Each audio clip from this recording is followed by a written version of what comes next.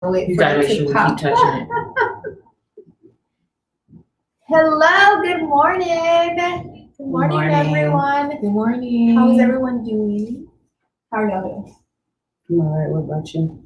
I'm okay. I'm excited. It's hump day. Do y'all remember? Sorry, side note. Do y'all remember that Geico commercial that was the camel and he would walk around the office and he's like, you know what day it is? You know what day it is? It's hump day. That sounds familiar. Geico sometimes has one of the best commercials. I do. What is it when you say this is not a endorsement? Yeah, this is not an endorsement, but their hump day commercial always used to crack me up. That was my favorite commercial for so long because it was just a camel. You know what it is? Hump day. It's ringing a bell for me. But I never seen it, but it sounds funny. And then I got a birthday card from Geico, and it was a camel, and it was just so great, and it was fantastic, and I was like, okay. Anyways, It tickled you. It tickled me. It tickled me all the way. Tickled you orange. I've had a lot of coffee this morning. See, I haven't had enough coffee, so I'm like, how am I doing? I'm almost there. I'm like 70% of the way there. Almost. Yes. She would have been 100, but I knocked her last little swig with the, finishing touches on the floor. I didn't want to put you on blast, but since you I exposed got yourself. I got you. I'm gonna get you in there. Yes. We need you all the way there. She did? Yes. Did. Oh, is that why you had to order coffee? No, just now. Right I just now. did it a minute ago. And I was like, it was the last little bit too, which is like the best part. Oh my goodness. I'm sorry. I missed that whole Life thing. will go on. So what was your Wednesday win, Elcinia? It's Wednesday win time. Oh, my Wednesday win. I was in a car accident on Friday, but I was okay. And at first I was stressed out about it. I still kind of am, but I feel like the fact that I was able to walk away from it and my car is still drivable and I do have a support network, like I'm just focusing on what I do have. And so that's my win, just standing in gratitude even when mishaps happen. Yes. Oh, and the accident was not my fault. I just want to put that out there. She's like, to be clear. Somebody rear-ended me. B, what's yours? Wow, we were going this way. I want to hear yours. Well, my Wednesday win is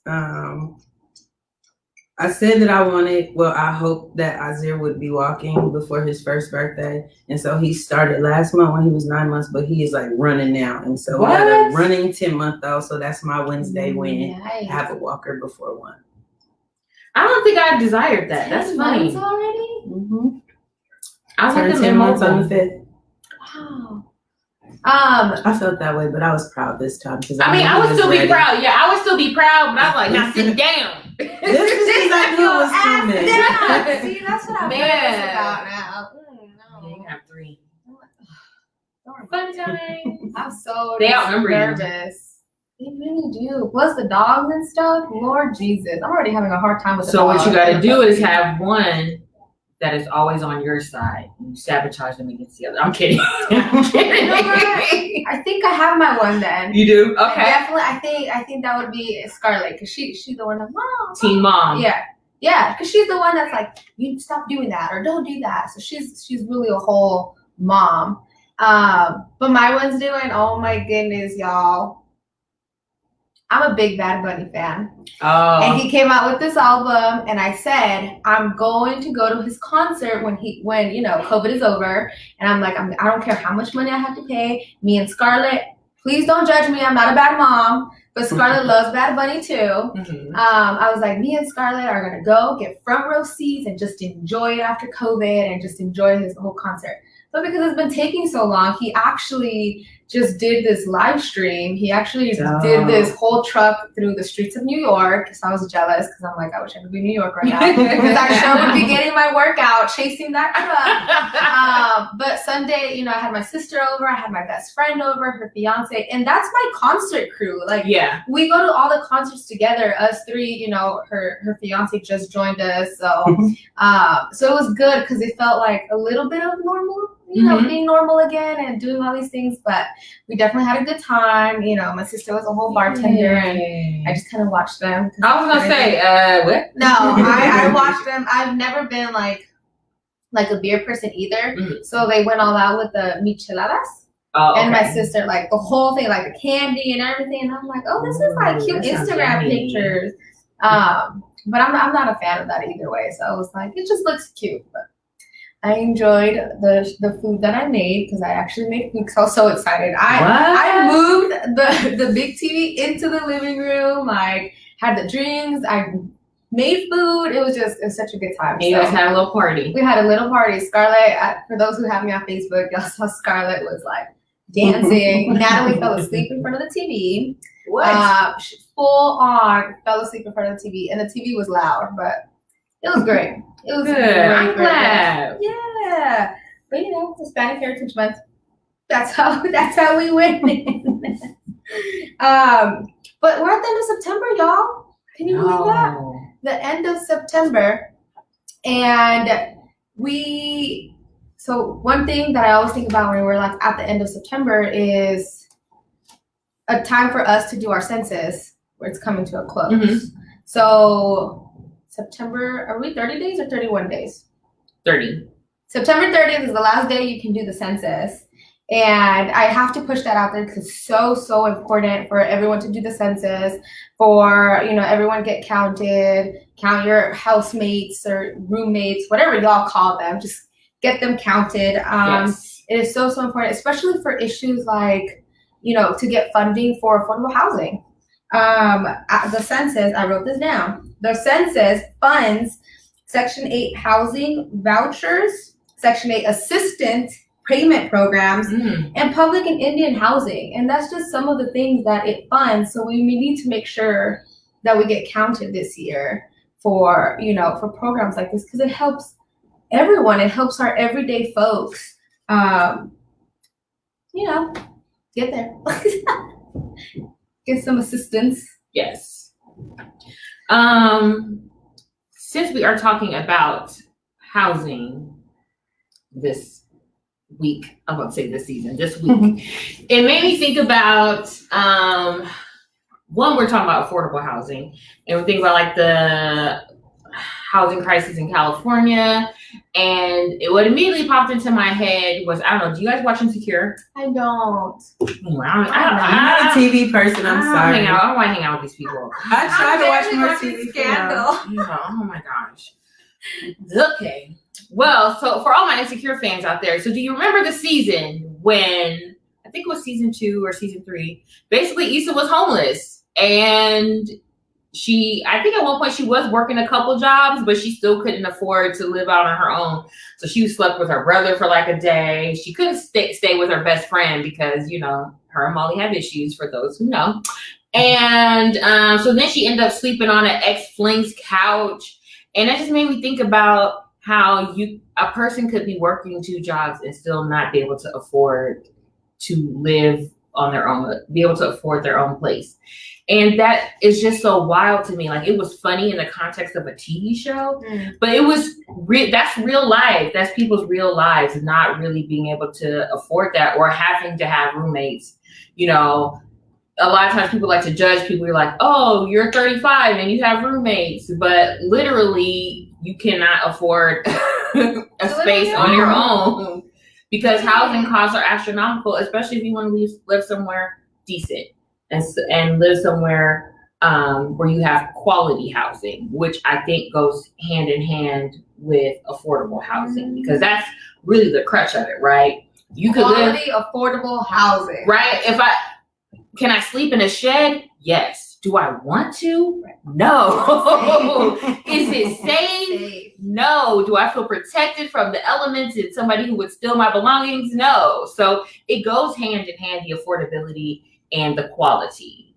I don't know. Have you guys ever struggled with trying to find somewhere to live that's decent and affordable? My life has been very hard. So I've been through a lot. So I have been having to live, you know, with people to kind of just get by, because I barely started getting into the work space a couple years ago because of Scarlett. Yeah. So I only had like an income for like SSI, and that's not really much. So I had to live like with my parents. And then when that didn't work out, I had to live with my best friend and her family. And they just kind of let me live there rent-free, so I could save money to get my own place. And I was able to get my first apartment, and it was $600. It was a 2-bedroom, 1 bath. Was it in the safest neighborhood? No. Yeah. My car got broken into 3 times in the 2 years that I was there. I couldn't arrive like past 9 o'clock, and I was working in election season 2018. So it was just scary because there would just be men creeping in the alley, and the parking for our apartment was in an alley, and it was just me and the 2 girls. So it was really scary. And then I moved out of the area because then I got together with my partner now, and we were able to move on the other side where it was like safer. But a lot of it had to do that we moved so quickly in together was because it was so unsafe for me to be there. Like I would have to call him, and I'm like, I'm walking into the apartment now, just stay on the phone with me. Yeah. Because there would just be some creepy, shady stuff happening, and it sucks, right? It sucks because like we shouldn't feel this way. But that makes me think how many people probably then make the sacrifice to live outside of their means, because affordable housing is supposed to only be 30% of your income is spent on housing. So then how many people are probably spending 50 or 60 or 70 or 80% of their income because maybe in a situation like you know, they're a young woman with young children, and it's like, I got to do a trade-off for the safety and the protection of my children, and how that also perpetuates the cycle of poverty, because then if the bulk of your money is going to housing, how are you feeding your kids? How are you doing the things to have a life to push you forward, to get you ahead? You can't. It's like those times where you have to make those choices, right? Mm-hmm. And it sucks, but that's the only thing that I had, you know, where I can think of. I wish things could be more quality, like you said, quality. It's quality, affordable. We will feel safe. Yeah. Like it was just. It looks like we have a comment from Danielle Gonzalez here. And so her question was, her statement was that she noticed that there's a credit check when you apply for housing here, even if you have the voucher, and she's seeing in other places that's not a thing. I did not know that. So I've had a credit check. So you have to have good credit to qualify for. And most of the time, if you're needing housing assistance, your credit isn't always going to be so lovely, or you're working on it. It doesn't make sense. It's crazy. I did not know that. The more you know. Thank you for that, Danielle. Gosh, that's great information. That's something we could be working on, right?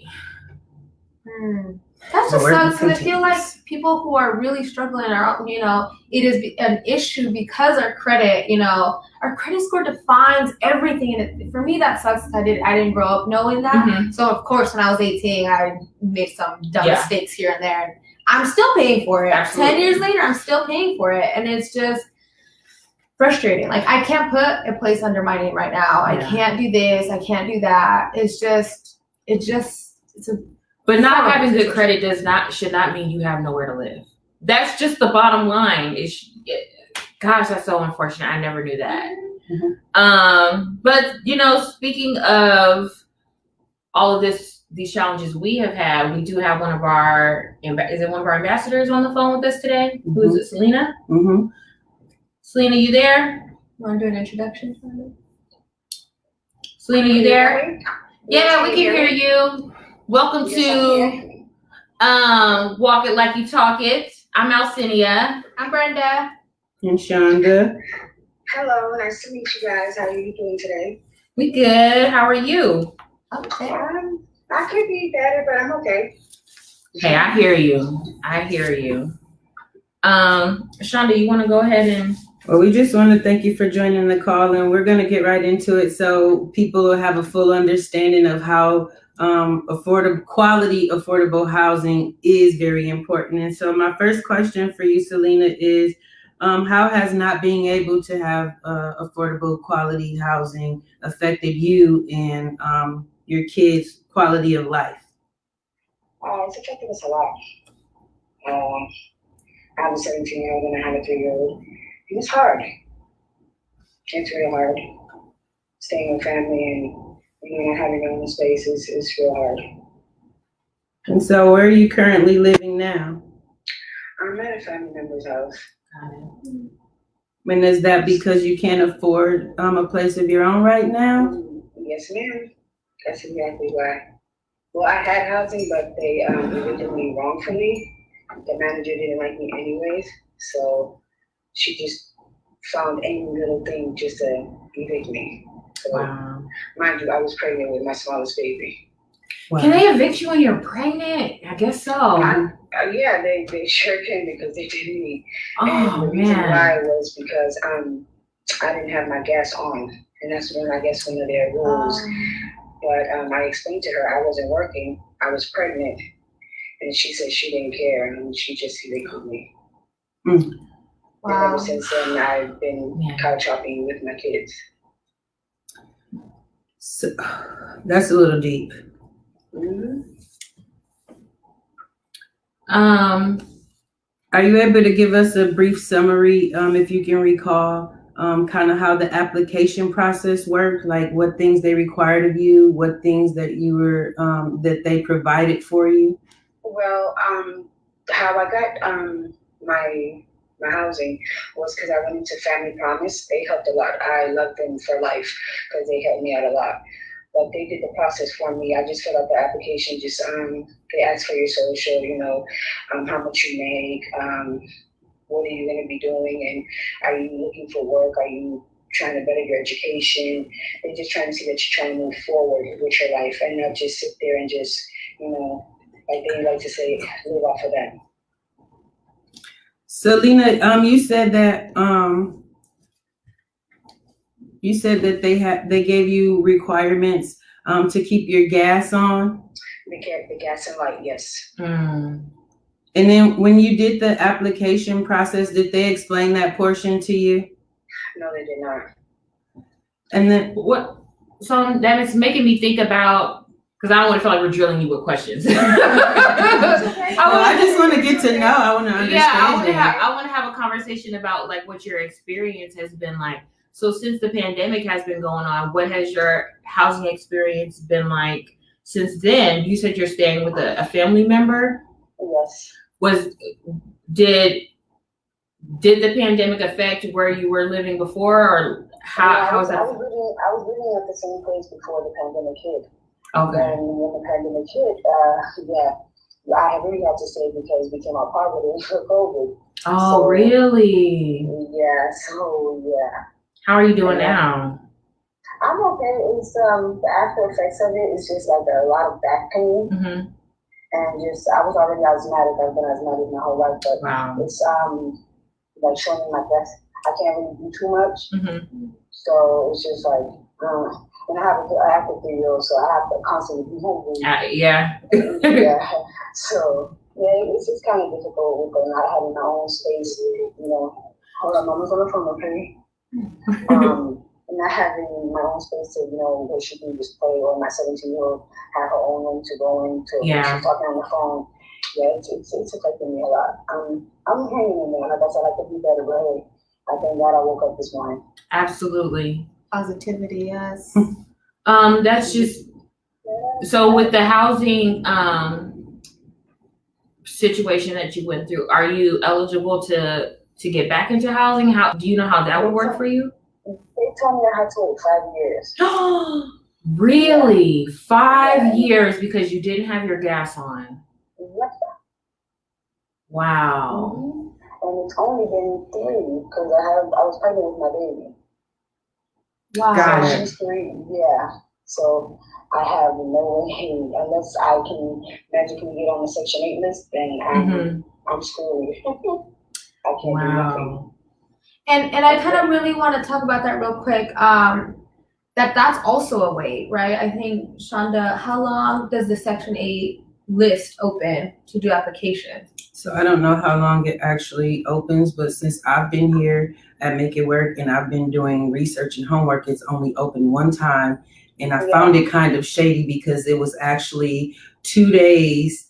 And it was, I think, the 2 days before the 4th of July. So, of course, everybody is thinking about celebrating the whole holiday. Nobody even knew it was open, including me. And I had been up on it. I'm thinking, I didn't think it was going to be around the 4th of July. They don't advertise at all. And just wow. so folks at home know, Shonda's been here for 2 years and it's only opened once.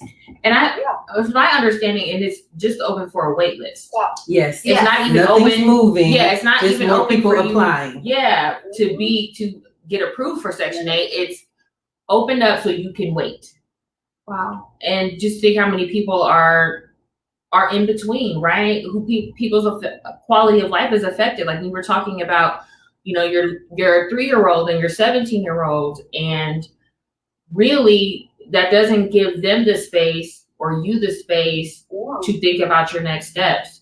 And that's the world we want to live in, right? Where our basic needs, where we're going to lay our head and where our children are going to lay our head is met. And that there aren't obstacles that are intentionally put in our way to stop us, which is what it sounds like you have experienced. And probably not just you, probably a lot of people have gone through that same exact thing where the barriers were just put in place to keep you from quality, affordable housing so you can set your life up and your children's life up for the next level.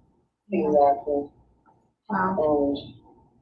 I've tried to do all types of application, the regular, the HUD, the Section 8, everything, and it's just a long wait. I believe I was on hold for one on Henderson, and they took me off.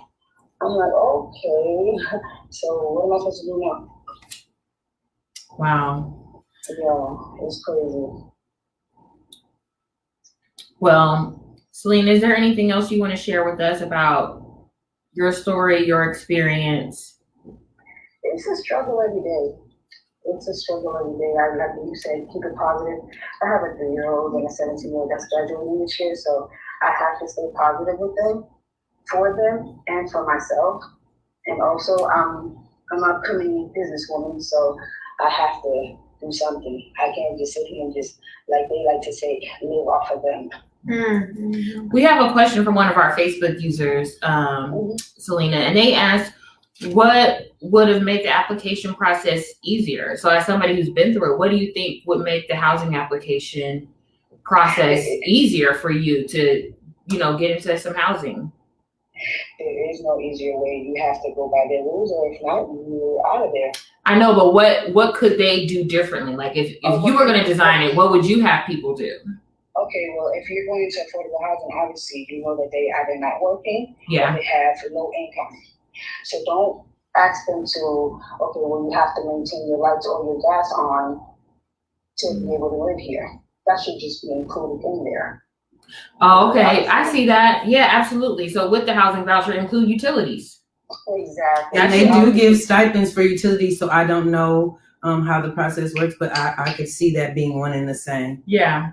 Because if you lose your job or your source of income, then they send you a check to pay your utilities. So I agree. Yeah, they used to send me that it was $14. Wow. $14. Gosh. Yeah. What are you gonna do with that? Yeah. Pay lights for 2 days? Yeah, right. Not even an hour. Wow. That's a very good point. Like if you're gonna give me housing that's affordable, why wouldn't the utilities be included?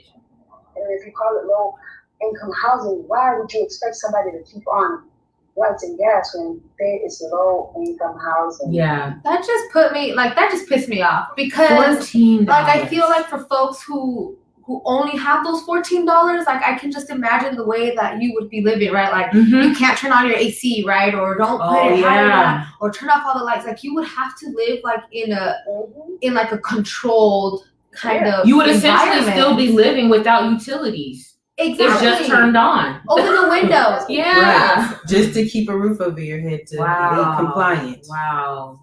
That's so frustrating. That's a great question. Thank you for asking that. I actually, when I was living at the housing apartment, I actually stayed without power for I think about a week or two. Wow. And it's like I said, it's hard. It's just a struggle. Yeah. Like I said, you do what you have to do for your kids. Absolutely. Well, Selena, if you don't have any more questions for us, we appreciate you joining the call. Thank you for having me. Thank you so much for sharing your story, Selena. Yeah. We really, this is a good perspective. I always think that I sometimes erase some trauma from my life, Yeah. and you really just brought some memories back to me too, because it's hard. Like, but sometimes you're just like in flight mode, and you're just like, you just got to get out of there, right? And you just have to work hard, and you just move on until like moments like this where I'm like, oh my goodness, like I know how that feels because I was there, and it just kind of brings you back, and it's very well. And Selena, I wish you the best. I wish you well. Please don't hesitate to reach out to us at Make It Work Nevada. Any way we can help you, we definitely will do our best we can. Well, I will see you guys later on today. Oh yes, you are going to see us later on today. Good. So I'm looking forward to meeting you. I will be bringing my little terror with me, so. Oh, good. 3 is a fun age. I always say that, people laugh, but 3 is fun. No. Terrible 3s. What are you talking about? She is from a different breed.